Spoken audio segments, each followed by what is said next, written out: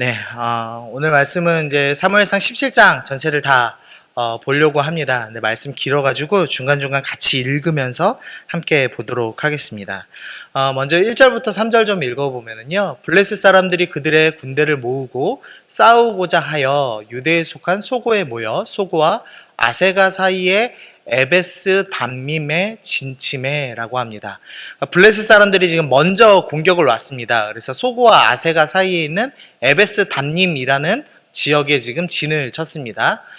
그러자 이제 사울과 이스라엘 사람들이 모여서 엘라 골짜기라는 곳에 역시 진을 쳤습니다. 3절 보니까 블레셋 사람들은 이쪽 산에 섰고 이스라엘은 저쪽 산에 섰고 그 사이에 골짜기가 있었다라고 설명을 하고 있습니다. 지도를 좀 보시면서 이해를 하면은요, 이 14장 때 블레셋과 전쟁을 했었습니다. 그래서 14장 때 그림을 보면은 아얄론이라는 지역에서 길갈로 넘어가는 이 중앙 도로를 침투하는 루트였죠. 그래서 중앙 도로, 그래서 족장길, 올라가는 족장길과 중앙 산지 도로 그 중간 길을 점령하려고 블레셋이 쳐들어왔다가 요나단에 의해서 오히려 쫓겨갔죠. 그래서 지금 글씨 작아서 좀 안 보이실 텐데 그 베냐민 기브아에서 제가 방향치라서 베냐민 기브아에서 아얄론 쪽으로 오히려 이스라엘이 공격을 해서 점령을 했습니다. 지금 조금 이제 제 얼굴하고 겹쳐나와서 잘 안 보이는데요. 가운데 녹색 지역이 이 산지 지역입니다. 그래서 여기는 너무 이제 산이 험해서 이 올라가기 어려운 지역입니다. 근데 이 산지를 지나면 이 베냐민 기브아로 해서 베들레헴까지 예루살렘까지 쭉 라인을 따라서 큰 도시들이 좀 있는 지역이죠. 그리고 아얄론은 이제 산지로 올라가는 길목에 있는 도시였습니다. 그러니까 이 이스라엘은 이 블레셋하고 전쟁하면서 뭐 지키는데 급급했는데 하나님께서 은혜를 주셔서 오히려 이 평지 지역 초반에 있는 지역, 그러니까 산지로 올라오는 길목을 장악하는 일이 14장에서 있었습니다. 그리고 이제 오늘 전쟁은요, 요 아얄론보다 밑에 있는 지역에서 일어날 전쟁입니다. 그러니까 이제 블레셋이 아얄론은 이스라엘이 꽉 완전히 붙잡고 있으니까 진을 잘 치고 있으니까 그쪽으로 올라가긴 힘들겠다 생각한 것 같습니다. 그래서 밑에서 올라가기로 결정을 했습니다. 그래서 이 보시면 이쪽에 에그론과 가드라는 이 블레셋의 큰 도시들이 있고요. 거기서 이제 병력을 쭉 이동해서 아세가와 소고 사이에 있는 그 지역에다가 진을 친 겁니다. 어느 지역인지는 지금도 특정하지 못합니다. 그냥 사이에 있는 요충지였다 정도만 생각하시면 될 것 같습니다. 그래서 블레셋이 원래는 이 엘라 골짜기를 따라서 쭉 올라가서 그 다음에 이제 베들레헴 쪽으로 해서 아마도 올라가는 루트를 선택하려고 했던 것 같습니다. 그러니까 아얄론 쪽으로 해서 올라가는 길이 막혔기 때문에 이번에는 족장길을 점령하기 위해서 이 아세가 지역, 엘라 골짜기, 그리고 베들레헴으로 해서 올라가는 루트를 선택한 것으로 보입니다. 그래서 이제 사울이 재빠르게 그 길목을 막은 겁니다. 우리가 자꾸 이 성경 볼 때 사울이 이제 나쁜 왕, 그리고 미친 왕 이렇게 생각을 하니까 뭔가 잘 못했을 거다라고 생각하는데 사울은 대단히 잘 싸웠습니다. 사울이 웬만히 잘 싸우지 않았다면 단 한 대밖에 이제 사울 왕만 유일하게 왕이었죠. 그런데도 불구하고 그 뒤에 다윗 왕이라는 위대한 인물이 섰음에도 불구하고 11지파가 다 그 사울의 아들을 따라가죠. 그러니까 그만큼 사울이 잘 싸웠고 지략이 있는 장군이었습니다. 그래서 아주 재빠르게 정보를 듣고 지금 엘라 골짜기에다가 진을 쳐서 이쪽 산과 저쪽 산 양쪽 골짜기에 지금 서로 자리를 잡은 모습을 좀 볼 수가 있습니다. 그리고 나서 10절 보니까요, 그 블레셋 사람이 또 이르되 내가 오늘 이스라엘 군대를 모욕하였으니 사람을 보내어 나와 더불어 싸우게 하자라고 이야기를 합니다. 이 골리앗이 나온 겁니다. 뭐 골리앗의 키는 뭐 2m 97cm 정도고 뭐 들고 있는 뭐 모든 무기들 무게는 뭐 50kg 이상이고 뭐 이런 여러 가지 설명이 있는데요. 그냥 어쨌든 키 크고 되게 세 보이는 사람이 지금 와서 섰습니다. 근데 이 골리앗이 날마다 하나님을 모욕하여서 40일간이나 모욕을 했습니다. 근데 좀 생각을 해보시죠. 만약에 블레셋이 군대가 강했다면 골리앗이 앞에서 굳이 하나님을 모욕하고 그런 40일간이나 머물렀을 이유가 있을까요? 그러니까 블레셋이 정말로 병력이 강했다면 그냥 단번에 밀어버렸을 겁니다. 사울이 요충지를 잘 잡고 지금 지키고 있기 때문에 블레셋이 점령하자니 쉽지 않을 것 같은 그런 상황이었던 겁니다. 근데 또 사울 편에서 보면은 이 아세가와 소고 사이에 지금 자리를 잡았죠. 이 아세가라는 지역은 아주 요충지 중에 하나였습니다. 그래서 르호보암 시대에 요새로 개발되던 도시이기도 합니다. 그러니까 여기도 언덕이고 요충지였기 때문에 사울 입장에서도 공격을 해서 블레셋을 점령하기가 어려웠습니다. 그러니까 양쪽 다 서로가 점령하기 어려운 지역이었기 때문에 전쟁하지 않고 있었습니다. 이제 그러자 골리앗이 하나님을 모욕하기 시작한 겁니다. 하나님이 모욕당하고 계시는데 이 이스라엘의 왕이었던 사울이 하나님의 모욕 당하시는 것보다 내가 여기 지키고 있는 것이 더 유익이다 생각해서 머물러 있기로 결정한 것입니다. 하나님 이름보다는 내가 지금 실제로 유익을 얻고 있는 것, 내가 실제로 평안한 것, 내가 실제로 재산을 지킬 수 있는 것, 그게 훨씬 중요하다고 생각했기 때문에 그래서 사울은 지금 이 요충지를 그냥 지키고 있었습니다. 그런데 어떤 현상이 있었냐면 사울과 온 이스라엘이 블레셋 사람의 이 말을 듣고 놀라 크게 두려워하였다라고 이야기를 하고 있습니다. 요충지는 잘 지켰습니다. 그런데 두려움이 하나님 백성들 가운데 임하기 시작하였습니다. 두려움은 우리를 이렇게 멍해지우죠. 두려움이 우리를 자꾸 이렇게 끌고 우리가 원하지 않는 곳으로 가는 이상한 특징이 있습니다. 예를 한번 좀 들어보면요. 지금 러시아랑 우크라이나랑 전쟁을 하고 있습니다. 근데 재밌는 사실은 뭐냐면요. 이 유럽 대륙이 러시아를 두려워했습니다. 그래서 나토라는 연합 군대를 조직을 하죠. 그래서 이제 러시아를 대항하기 위해서 전쟁이 두려워서 연합하여 군대를 배치했습니다. 그러자 러시아도 이 나토군이 두려워서 전진 배치를 했습니다. 그리고 그 중간지대에 지금 우크라이나가 끼어 있는 상태였는데 이 우크라이나 대통령이 우리도 러시아가 무서우니 두려우니 나토에 가입할 거야. 이제 이렇게 계속 선언하고 다닌 겁니다. 그러니까 러시아가 전쟁이 두려워서 전쟁을 일으켰습니다. 참 이상하죠? 세계 정세를 보면은 이 어떤 이익 때문에 돌아가는 흐름도 있지만 두려움 때문에 돌아가는 흐름이 있다는 것을 봅니다. 미국이 중국이 더 클까봐 두려워서 중국을 견제하기 위해서 많은 나라들을 모으는 모습들, 다른 지역의 남미에서도 미국 세력을 견제하기 위해서 중국을 불러다가 또 모으는 모습들, 이런 것들 전부 두려움 때문에 일어나는 반응이죠. 그러니까 두려움이 우리 코를 딱 꿰고서는 우리를 이렇게 잘 끌고 갑니다. 여러분도 그런 두려움이 있으신가요? 어떤 두려움이 있으신가요? 보통 이제 노후가 두려우시죠? 내가 몇 살까지 살까? 100세 시대라고 하니까 되게 처음엔 환갑만 해도 잔치 벌렸던 시대가 있는데 90년대만 해도 환갑이면 잔치 벌렸잖아요. 근데 지금은 100세 시대라는 말이 썩 즐겁지가 않죠. 60살이면 은퇴하는데 40년을 돈 없이 버텨야 되니까요. 그게 두렵습니다. 그러니까 믿음이 있는 사람도 어떻게 하냐면 주식하고 땅 투기합니다. 두려움 때문에 일어나는 반응이죠. 또 100세까지 사는데 골골 아프게 100살까지 살면 어쩌나라는 이 건강에 대한 또 두려움이 생기죠. 그러니까 몸에 좋다고 하는 것 있으면 다 먹고 몸에 좋다고 하는 유튜브 있으면 다 찾아봅니다. 그래서 저한테 그렇게 메시지가 와요. 물을 어떻게 먹으면 좋다. 온도는 몇이어야 좋고 여러 가지 나옵니다. 그리고 또 생각해 주시는 분들이 가끔 이렇게 홍삼 좋다고 홍삼도 막 보내주시고 그 건강에 대한 좀 염려가 이제 많이 좀 생겼구나라는 생각을 좀 해봅니다. 그러니까 두려움이 자꾸 우리를 원치 않는 곳으로 끌고 갑니다. 우리가 두려움 때문에 어떤 결정을 하고 어떤 반응을 하게 되는 것을 봅니다. 우리는 하나님의 백성으로서 믿음을 가지고 믿음대로 살아가는 사람들이어야 하는데 두려움 때문에 어떤 일을 결정하는 모습들이 우리 가운데 계속 있더라는 겁니다. 그런데 오늘 본문에서 딱 한 명, 지금 두려워하지 않는 딱 한 명의 사람이 등장합니다. 그게 오늘 본문의 주인공인 다윗입니다.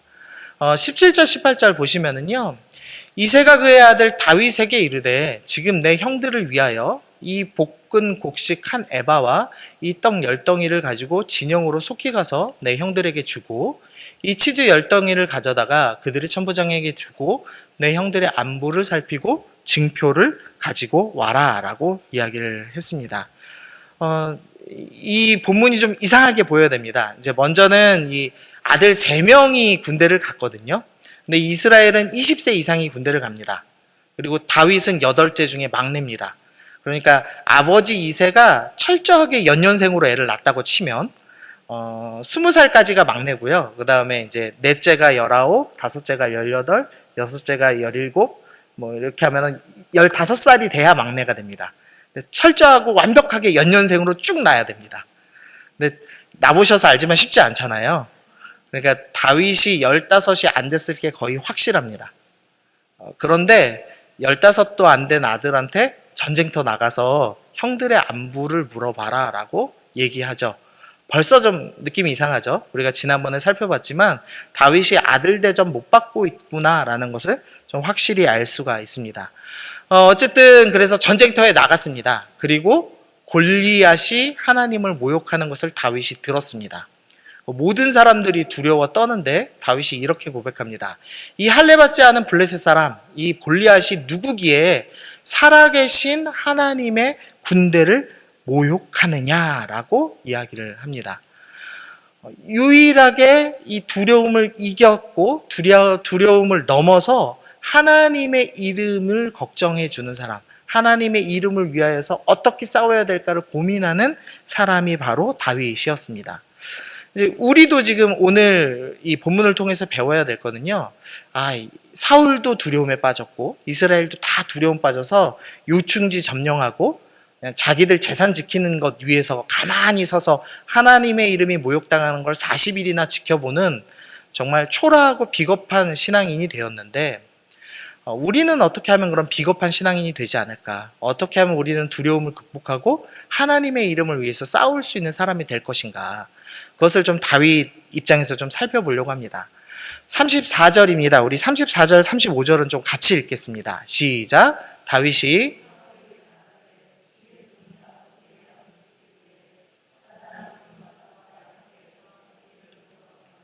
내가 따라가서 그것을 치고 그 입에서 새끼를 건져내었고 그것이 일어나 나를 해하고자 하면 내가 그 수염을 잡고 그것을 쳐 죽였나이다.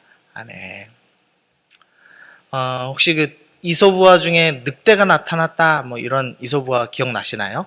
이 목동 양치기가 이제 늑대가 나타났다라고 거짓말을 하죠. 그랬더니 이제 마을 사람들이 다 몽댕이 들고 쫓아나와서 이제 늑대한테서 양들을 보호하기 위해 3번이나 뛰쳐나왔는데 다 거짓말이어서 결국에는 진짜 늑대가 나타났는데 외쳤는데 아무도 오지 않았다. 이제 이런 스토리입니다. 지금 이제 제가 사자와 곰이 이제 오늘 본문에 나오는데요.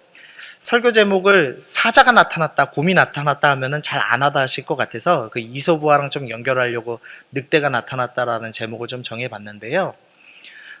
이 늑대가 나타났다는 이야기하고 오늘 지금 다윗이 처한 상황하고 좀 차이가 있습니다. 그러니까 목동이 늑대가 나타났다라고 외치니까 마을 사람들이 순식간에 달려올 만큼 가까운 거리에 있습니다. 그러니까 어린 목동이 양을 칠 때는 마을 근처에서 친 겁니다.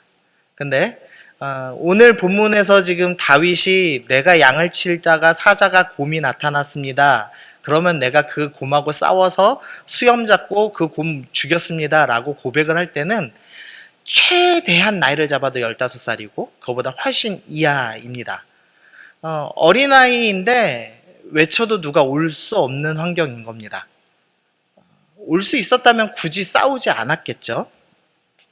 그러니까 이 다윗이 부모의 보호를 그리고 마을 사람의 보호를 절대 받지 못하는 환경에 처해 있었습니다. 이제 다윗 입장에서 이제 제가 좀 상상을 해보는 겁니다. 다윗이 처음으로 이제 양치기를 나갔다고 생각해 보시죠. 근데 부모가 저 먼 쪽 들에 풀이 잘 자라 있으니까 거기까지 양을 몰고 가라. 그러니까 뭣도 모르고 다윗이 이제 몰고 갔을 겁니다. 근데 먼 들은 당연히 맹수들이 나타나죠. 늑대가 나타나고 사자가 나타나고 곰이 나타났을 겁니다.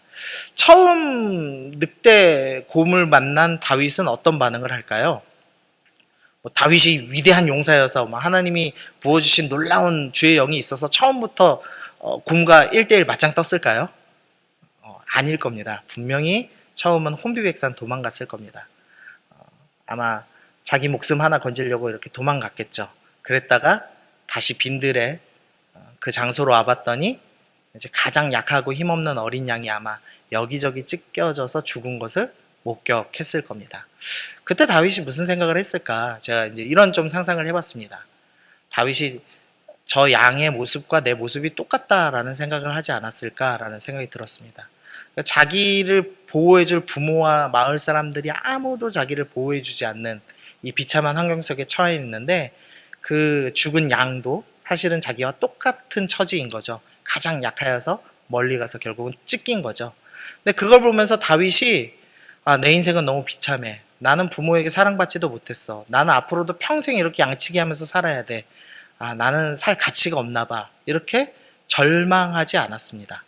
다윗이 어떤 결정을 했냐면 목자답게 양을 지키겠노라 라고 결정을 하였습니다. 하나님께서 나에게 이유는 모르지만 너무 힘든 일이지만 사랑받지 못하여도 목자라는 사명을 주셨으니 난 이 사명 제대로 해보겠다라는 결심을 했습니다.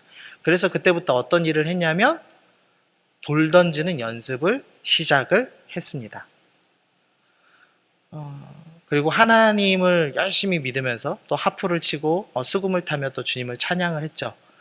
주님 찬양하고 잘 믿고 충성하면은 이 사자와 곰 같은 고난이 좀 덜 찾아와야 되는데 끊임없이 찾아오는 겁니다. 그리고 끊임없이 싸워야 되는 고통스러운 현장 속에 있었습니다. 심지어 다윗이 왕으로 기름받은 뒤에도 이 맹수들은 여전히 찾아왔습니다. 그러니까 우리가 예수님 잘 믿겠노라 결심하고 내가 이전에 정말 힘든 과거를 살았습니다. 그러나 내가 주님 포기하지 않고 다윗처럼 정말 충성하면서 잘 살아보겠습니다. 작은 사명이라도 열심히 해보겠습니다. 결심했습니다. 그렇게 충성해서 사는데 고난이 멈추지를 않는 겁니다. 고난이 계속되는 겁니다. 근데 그게 어린아이가 감당할 수 없는 어려움으로 그런 엄청난 큰 고난이 연속으로 계속해서 반복적으로 찾아오고 있는 겁니다. 이럴 때 이제 사람이 도망가고 싶죠. 포기하고 싶죠. 근데 다윗이 포기하지 않았습니다. 끝까지 하나님을 신뢰했습니다. 오늘 우리가 읽은 본문처럼 나는 만군의 여호와의 이름을 의지하여 싸우겠노라 라고 결정하였습니다.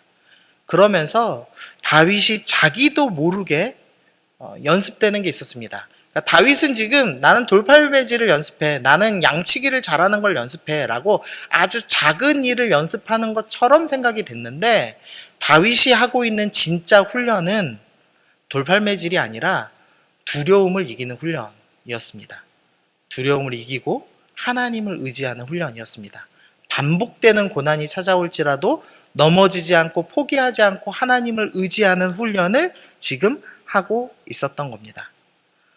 그리고 다윗이 전혀 그 미래를 알지 못했지만 이것이 키 큰 골리앗을 유일하게 이길 수 있는 방법, 빠른 몸을 가지고 돌팔매질로 골리앗의 머리를 노리는 것이 그 무장을 하고 있는 이 3m의 거인을 이길 수 있는 유일한 방법이었습니다. 근데 다윗은 자기도 모르게 지금 그 훈련을 하고 있었던 겁니다. 우리가 반복적으로 찾아오는 고난을 어떻게 이해할 것인가? 확실한 것 중에 하나는 하나님께서 우리를 훈련시키시기 위함이라는 겁니다. 특별히 어떤 훈련이냐면 두려움을 극복하고 하나님 믿는 사람답게 싸울 수 있는 훈련. 우리가 전투하는 교회에 대해서 지금 요한계시록 통해서 배우고 있는데요. 우리가 하나님의 군인이 되는, 군사가 되는 훈련을 주님께서 반복되는 훈련을 통해서 시키고 계시더라는 겁니다. 그래서 이제 다윗이 잘 훈련됐습니다. 그리고 다윗은 몰랐지만 이제는 싸울 만한 때가 되어서 전쟁터에 나왔습니다. 그러자 이제 두 명의 회방꾼이 등장하는데요. 먼저는 28절에 큰형 엘리압이 등장합니다. 다윗에게 노를 바라며 큰형 엘리압이 이제 화를 냅니다. 이르되 내가 어찌하여 이리로 내려왔느냐? 들에 있는 양들을 누구에게 맡겼느냐? 나는 내 교만함과 내 마음의 완악함을 아노니 내가 전쟁을 구경하러 왔노라. 엘리압이 이야기하는 겁니다.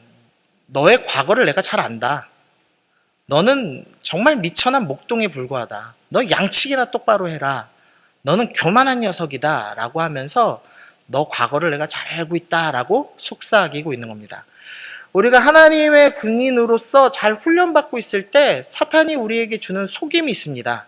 너 과거에 어땠는지 내가 다 알아. 라고 속이는 겁니다. 네가 지금 이렇게 좀 훈련받고 좀 괜찮아 보이고 좀 덜 두려워 보이고 네가 만군의 여호와의 이름으로 전능하신 하나님 이름으로 기도 조금 할 수 있다고 네가 뭔가 할 수 있을 거라고 생각하니 너 과거에 어땠는지 내가 잘 알아. 라고 과거의 일을 꼬드겨서 속이는 겁니다. 다윗이 이 형 엘리압의 말에 무너졌을 수도 있습니다. 그런데 다윗은 이 훈련이 잘 돼 있었죠. 그래서 이겨냈습니다.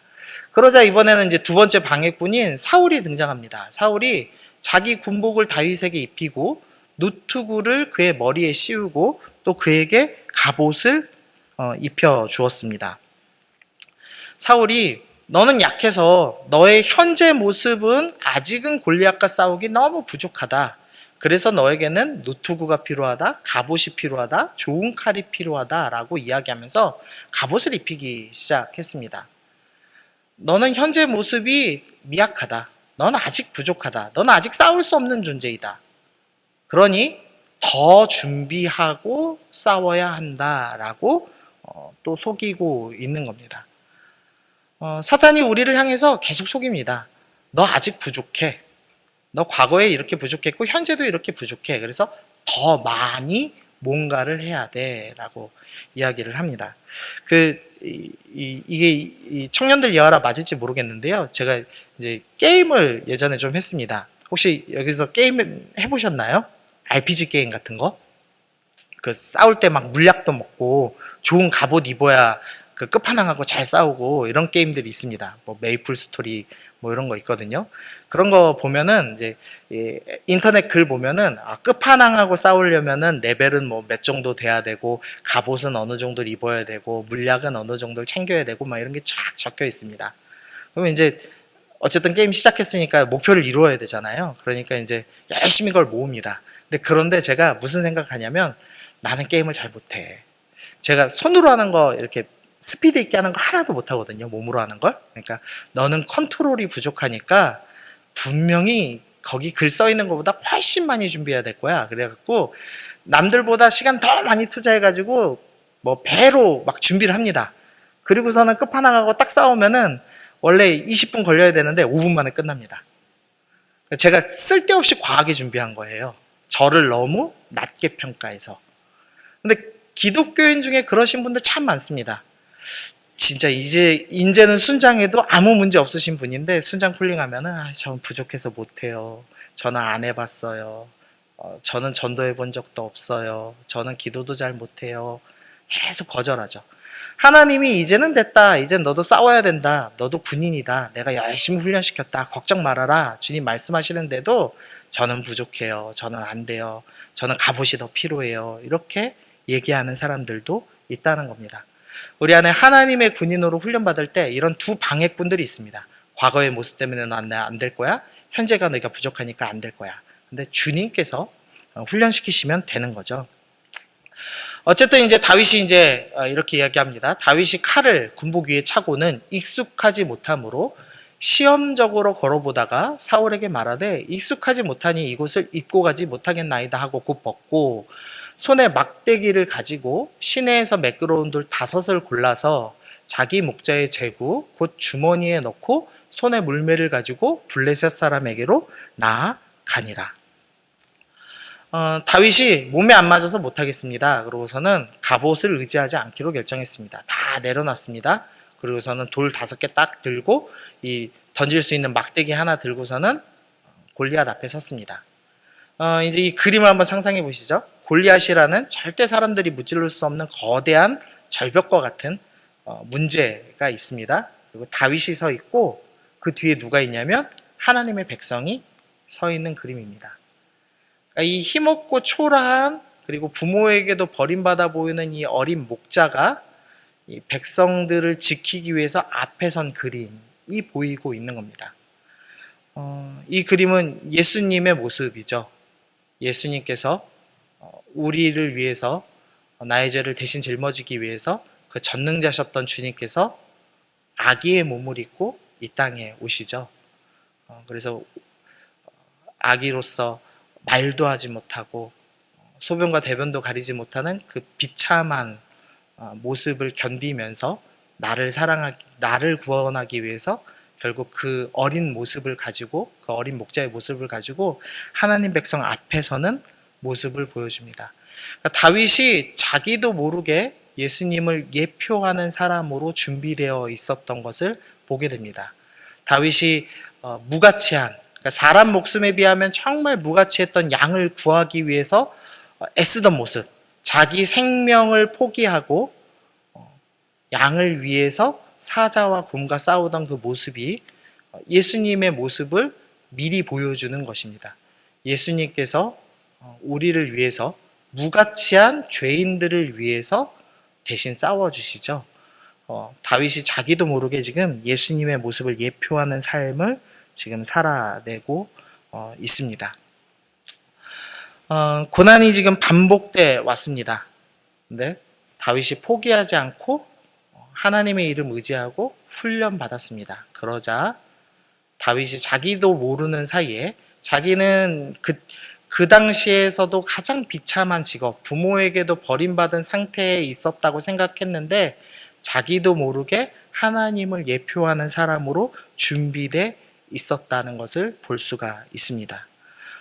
그리고 이 다윗은 사자와 곰이 나오는 것이 고난이고 내가 저주받았고 버림받았다라고 느꼈을지 모르지만 사실은 하나님의 계속되는 훈련이었다는 것을 확인하게 됩니다. 골리앗이 지금 눈앞에 있습니다. 골리앗과 같은 큰 문제가 눈앞에 있으면 막막하죠. 10만 원 정도면 내가 기분 좋게 낼 수 있는데 100만 원이면 무리해도 좀 해볼 수 있는데 1000만 원 단위, 억대 단위 문제가 내 앞에 딱 버티면 어떻게 되죠? 안 싸우고 싶습니다. 내 평안 안 깨고 싶습니다. 사울은 그 골리앗이라는 문제를 앞두고 나 지금 평안에 만족해. 나는 지킬 거야. 모욕 좀 당해도 지킬 거야 생각하고 싸우지 않은 겁니다. 사울 자기 스스로는 평안을 누린다고 생각했을지 모르지만 가짜 평안이고 비겁한 평안이고 하나님 백성이 누리면 안 되는 가짜였죠. 가짜 안정감이었죠. 근데 다윗은 지금 그 앞에 나가서 싸웁니다. 골리앗이 우리가 싸우기 전에 볼 때는 큰 문제이고 시험거리입니다. 그런데 싸우고 난 뒤에 어떻게 됐냐면 다윗의 정체성이 바뀌는 것을 봅니다. 다윗이 이전에는 목동이었습니다. 근데 골리앗과 싸운 이후로는 장군이 되죠. 우리 앞에 있는 그 반복되는 고난, 그리고 반복되는 고난의 끝판왕처럼 보이는 정말 큰 싸움의 문제들, 골리앗과 같은 그 문제들이 우리를 무너뜨리기 위한 것이 아니라 하나님께서 우리의 정체성을 바꾸시기 위해 준비한 축복의 통로일 수도 있다는 겁니다. 이전에는 우리가 목동과 같은 연약한 존재였지만 하나님의 군대, 하나님 나라의 장군, 하나님 나라의 왕으로서 정체성을 바꾸시기 위해서 나에게 준비해준 멋진 선물이 골리앗일 수도 있다는 겁니다. 그래서 우리가 오늘 이 말씀 좀 기억하시면서 하나님, 내가 지금 고난을 어떻게 다루고 있습니까? 주님, 내가 사자와 곰은커녕 강아지만 나와도 무서워서 도망가고 있는데 내가 한번 부딪혀 보겠습니다. 이 두려움 이겨내 보겠습니다. 내 눈앞에 지금 골리앗과 같은 어려운 믿음의 싸움이 있는데 이거 주님께서 나를 하나님의 군대로 바꾸시는, 정체성 바꾸시는 축복인지를 믿고 내가 한번 싸워보겠습니다. 그렇게 결정하시는 여러분들 되셨으면 좋겠습니다. 마지막인데요. 사실 이 본문은 계속해서 사울과 다윗을 비교하고 있습니다. 좀 이제 사울 인생 좀 이렇게 기억을 다시 해보시면요. 사울은 큰 키를 갖고 있습니다. 그러니까 골리앗과 1대1로 싸울 만한 키가 있는 사람이었습니다. 그리고 사울이 처음에 군대를 조직할 때 3,000명을 조직을 합니다. 상비군 3,000명을 조직했는데요. 3,000명이 매일같이 먹고 그들에게 월급을 줘야 합니다. 근데 사울이 그것을 줬기 때문에 3,000명이 유지되는 겁니다. 무슨 말이냐면 사울은 상비군을 운용할 만한 엄청난 부를 가지고 있는 부자였다는 겁니다. 그러니까 이 사울왕 소개할 때 5대 족보까지 소개하는 것은 그냥 적당히 부자였겠다 이 정도 수준이 아니라 3,000명을 몇 년 동안 먹일 수 있을 만한 액수가 있는 거부입니다. 그리고 사울은 갑옷과 칼을 무장하고 있는 사람입니다. 오늘 본문에 적어놓지는 않았지만 이 당시에 블레셋은 철기 문화였고 이스라엘은 청동기 문화였습니다. 그래서 철기 칼을 들고 있는 사람이 사울과 요나단밖에 없다라는 구절이 나옵니다. 그러니까 이스라엘에서 유일하게 골리앗과 싸울 무기가 준비되어 있는 것이 사울이었습니다. 그리고 마지막으로 베냐민 지파가 가장 유명한 이유는요, 돌팔매질을 잘해서입니다.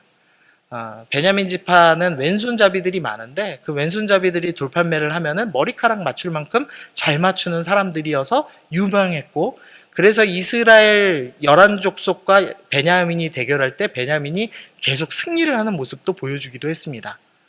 그러니까 정리하면 사울은 골리앗만큼 큰 키가 갖고 있고 군대도 거느릴 만큼 돈도 많고 무기도 갖추고 있고 심지어 골리앗을 이길 수 있는 유일한 방법인 돌팔매질을 가족 대대로 잘하는 집안에서 태어났습니다.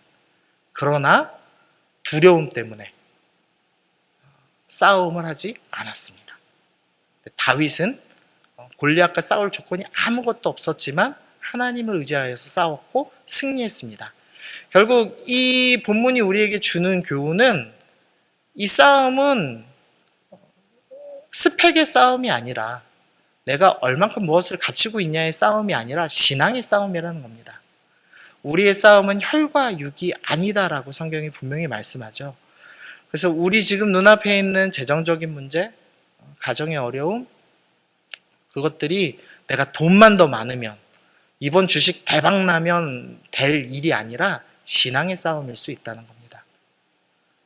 주님께서 원하시는 것은 반복되는 그 신앙의 싸움들, 사자와 곰이 나올 때 도망가지 마시고 붙어서 싸우시고 반복해서 계속 승리하시면서 하나님을 의지하시는 법을 배워서 결국은 우리의 정체성을 바꾸는, 도망가는 사람이 아니라 하나님의 군대로서 우리의 정체성을 바꿔줄 골리앗, 그 큰 문제를 싸워서 승리하시는 여러분이 되도록 주님이 주시는 축복이라는 겁니다.